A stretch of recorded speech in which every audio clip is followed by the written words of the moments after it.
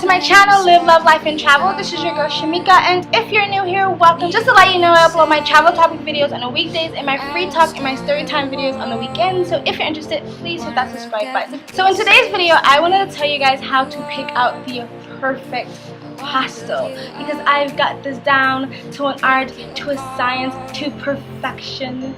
No, not really. I wanted to make this video for people who wanted to travel but is on the budget. I consider myself a budget traveler, and so I always try to figure out ways how to help people who want to travel, who feel like they don't have the funds yet, and that's something that's holding them back. Because I really don't think people should let that hold them back. Of course, be wise. Like, don't come here with like $1 and think that's okay. But I want to keep squashing that myth, that notion that you have to be rich, that you have to be well off to travel, that because you don't have to be, that travel can be cheap. And so this video is for people who want to travel, who might want to travel long term or live abroad and don't have the funds to constantly be staying in really nice guest houses or just guest houses in general, or hotels, who want to do it but they only have the budget for hostels.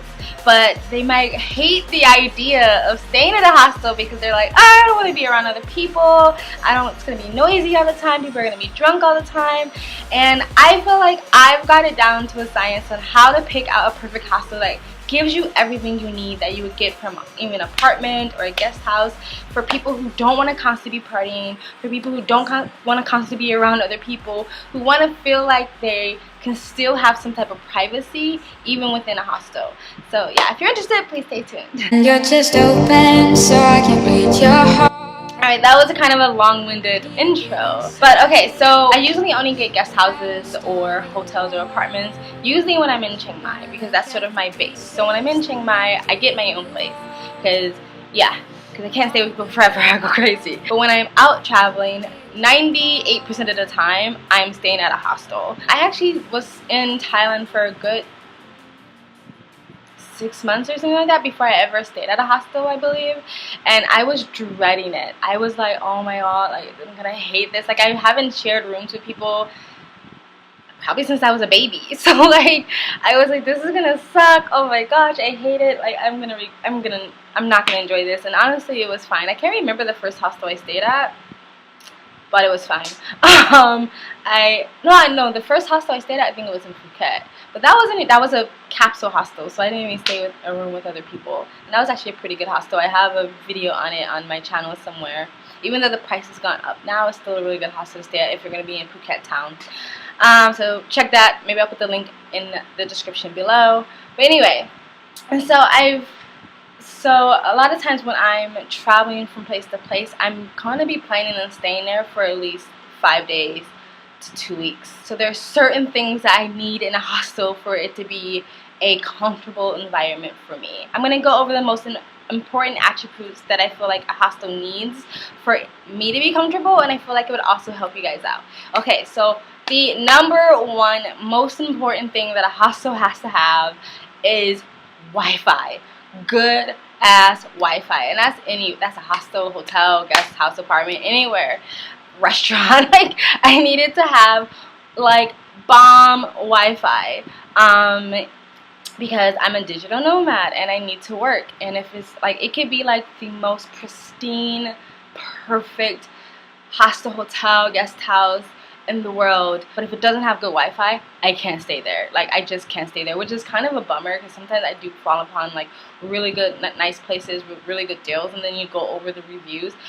Read the reviews. It's very important to read the reviews. Yes, some reviews can be manipulated and people can add their own reviews, but if you read enough reviews, you can get a good sense of like how the place is. Because, short little side story, like, I was looking at hostels, and one hostel was one of the cheapest hostels in all of the Penang, Malaysia area. It was like $1 something. It was super, super cheap. But once you read the reviews, you realize why. Because multiple people were saying there was bed bugs. There's bed bugs. So I was like, okay, that's why it's the cheapest hostel.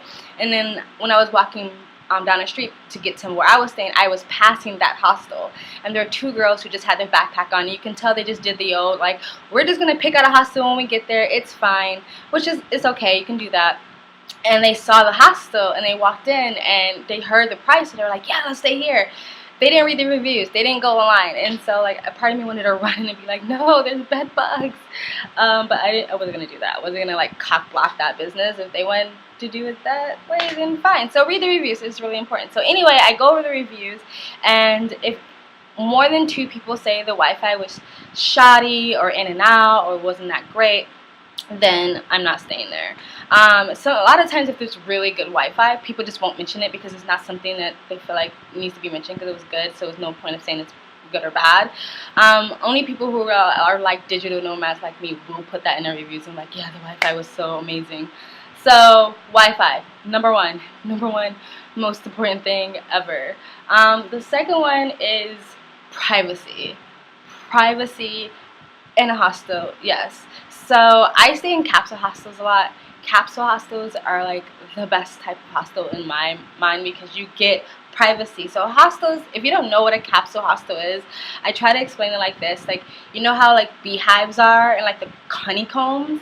That's kind of it. It's like you're sliding into your own little honeycomb, and inside your honeycomb there's a light, there's a fan, sometimes there's AC, there's a little desk, there's things to hang your stuff up at, there's a socket, and of course there's a bed, and then there's a curtain or something that you can slide down or pull across to have privacy. And so no one can see you, no one knows you're in there unless you're making a lot of noise or whatever, and you don't have to talk to people. You're not forced into these, you know, conversations of like these 20 questions that every traveler asks each other, like, where have you been? How long have you been traveling? Where are you going to go next? Why do you travel?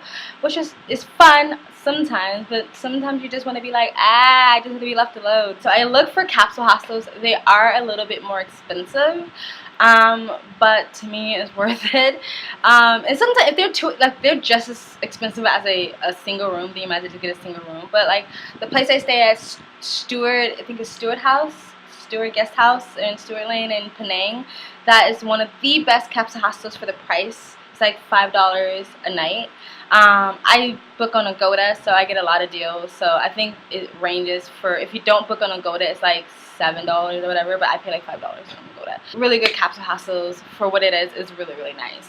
So I look for privacy. If it's not a capsule hostel, then I look for a curtain, something that you can get some type of privacy. And I don't understand why every hostel just don't have some sheets or curtains or whatever. Like, to me it seems like such a cheap addition to make your hostel more desirable. But anyway, if there's no curtains, if there's nothing I can do, there's no capsules around, there's no curtain hostels, then I just look for bunk beds that I can tell that I can tie my own curtain onto it. So I travel with big scarves like this one. So I travel with really, really big scarves that you probably see me wear this. And so I see if I can like tie it to one end, and then I have another scarf, a yellow scarf, to tie it to another end, and then I create my own privacy, because not all bunk beds can do that. And then if you get a top bunk bed, if they have a raised bar here to keep you from falling out, if it's raised high enough, you can throw your scarf over that, and when you lay down, no one can see you, so it gives privacy. Oh no, I'm going really deep in this into this one. So, okay, so good Wi-Fi and privacy, and along with privacy is privacy within the general area as well. Like, I like larger hostels. There's, what is it called? I forgot. It's another hostel that's in Penang, Hutan Hostel or something like that. It's actually it's redone from a really, really, really old house, and it's really beautiful because it has these really tall ceilings. It has all the old fixtures, so it's very vintage, but it's really big. Like, it used to be like a big mansion or something. It's really, really big. So you have all these general pockets where you can have your alone time. Because when it's really small, they're around people all the time. So I look for places that have good general areas where I feel like I can go there and I can just read my book. I can go there and I can just be on my computer. I can go there and I can just eat my breakfast, and I don't have to constantly be like on top of everybody else. The Stewart House is has a small general area, but because of the atmosphere, mostly like older travelers stay there, not like a bunch of young kids, so it's still kind of chill. So I look for like big general areas. So yeah, so Wi-Fi, privacy where you sleep, and some type of privacy in the general area of hostel. And so the next thing I look for is somewhere I can cook. So a lot of places in Malaysia is like this, and then places in I saw places like this in Bali as well, where they'll have a common kitchen where you can go cook your food. I really like that. I first ran into that when I got to Bali, and I stayed at a place that had a common kitchen, and so I like the common kitchen idea because it makes you feel more at home, it makes you feel more homely, it makes you feel more comfortable, and it's a great way to save money. You go to the grocery store, you buy you some potatoes and some rice and some noodles, and there you go. Like, you don't have to go out every single time to eat. It's not expensive to go out and eat in most Southeast Asian countries or places, but it does help with the budget, and it's just nice to not always have to go out and eat. You can just cook your own food, especially if you get hungry like late at night, or it's nice to not have to do it in the first thing in the morning. You can just make your own breakfast. You don't have to think right now where I need to go out and eat something because I'm hungry. On top of having a common kitchen, a lot of times I look for places that serve free breakfast. Again, helps with the budget. You don't have to think right away, I need to go buy some food. You can save your money for breakfast, and yeah, it's just nice to have. And so I look for places with free breakfast and also free water, because once you stay at places with free water, you realize like how much it does save on money. Not like tons, but it does save on money. It can save on plastic and the environment, because you're not constantly buying plastic bottles. You can just buy like one bottle and fill it up, and it's just nice to have. You wake up in the morning, you have water. Before you go to sleep, you can have a cup of water. You're not constantly going out trying to get water. Free water, free breakfast. If it doesn't have that, like a common kitchen where I can have my own stuff, like, that's something else I look for, because it just makes it feel more at home. You can just go and cook something. You can go in the refrigerator and grab your stuff. You just have your stuff there. It's just nice to have. So those are like the 4 main things that I look for. Like basically, like good Wi-Fi, number 1. Privacy, yes. Privacy, like a general good area where I can have my alone time. Yes. So a nice size hostel. Yes. A cooking area. Yes. Free breakfast, free water, free coffee. Yes. Those are the main things that I look for. And then, of course, the typical things is like location, location, location. You want to be in a good location where you're not constantly spending your money to get on a bus, to get a taxi, to get an Uber. You want to be able to walk to things. You want to be able to walk to buy things, eat, see stuff, to be entertained. So location, location, location. Security. You don't want to stay at a hostel where people can just like walk on in. You want to have like key card or some type of key or some type of code, something that is secure. So the general door, the outside door is locked, and then the hostel room is locked. Security. Another thing that people generally like is hot water, but hot water for me is like, that is just an add-on, because it's Southeast Asia and you don't always get hot water with hostels. So hot water. And I'd say like the next thing is like atmosphere and cleanliness. Cleanliness? Yeah, cleanliness. You want to have a good atmosphere. Like for me, again, because I'm staying in these hostels more than a couple of days, I don't stay in party hostels. I don't stay in hostels where people are jumping up and making noise all the time, and I don't stay in those hostels. I stay in kind of like boutique type of hostels where they are quieter. There's older sort of people staying there. People are social, but people are also fine with being alone. So I just like a nice atmosphere where I feel comfortable, and cleanliness. Like, hostels aren't always going to be the cleanest. Sometimes it's just how it is. But I have to have a clean bathroom area, and where I sleep needs to be clean, and then I'm happy.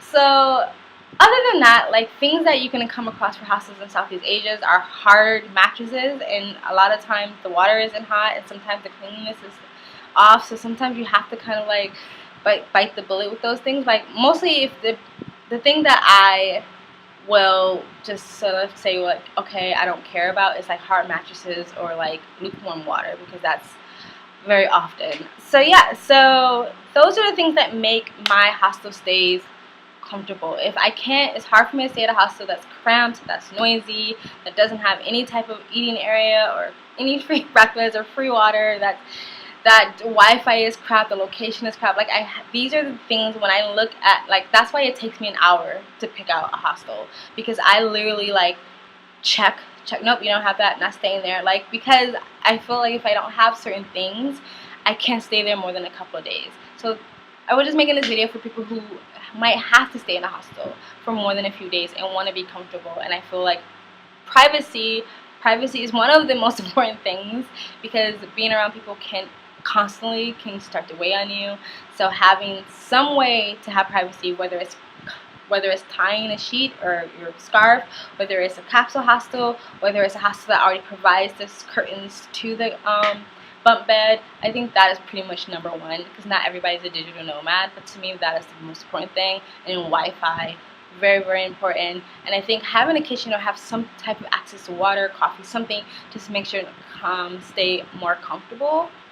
So yeah, I hope this video helped. It was just like a random video I decided to do because I was like, I feel like I've gotten the picking at the hostel thing on deck. Of course, everybody has different needs. Like I said, some people don't care about the Wi-Fi, some people care more about the hot water, some people don't care about privacy, they just want a soft mattress. Good luck, because it's Southeast Asia. You know what I mean? But to me, like, if you're gonna stay somewhere for longer than a few days, you wanted to make it feel like as homey as possible. So for me, having somewhere I can cook my food, having some privacy where I sleep, and having somewhere where I can lounge and just be chill and be by myself, those are one of the 3 most important things that and Wi-Fi that I look for in hostels. So hope this video helped. Kind of long, probably unnecessarily so, but yeah, thank you for watching. If you have any comments, please leave it in the comment section below. What are your best tips in looking for the perfect hostel? Are you like, no, I would never stay in a hostel no matter what? But if you have and you're like, this is what made my stay great, please help us out and put it in the comment section below. If you like this video, please like it and share it. If you want to continue to follow me on this crazy beautiful game called life, please subscribe, and if you subscribe, hit that bell so you can get the notifications when I do upload. Follow me on my social media. I'm on Twitter, Instagram, and I have a Facebook page. The links are down below. See you guys from Live, Love, Life, and Travel. Then you're just open so I can read your heart. I need to get inside, or I will start a war. Wanna look at the pieces that make you who you are. I wanna build you up.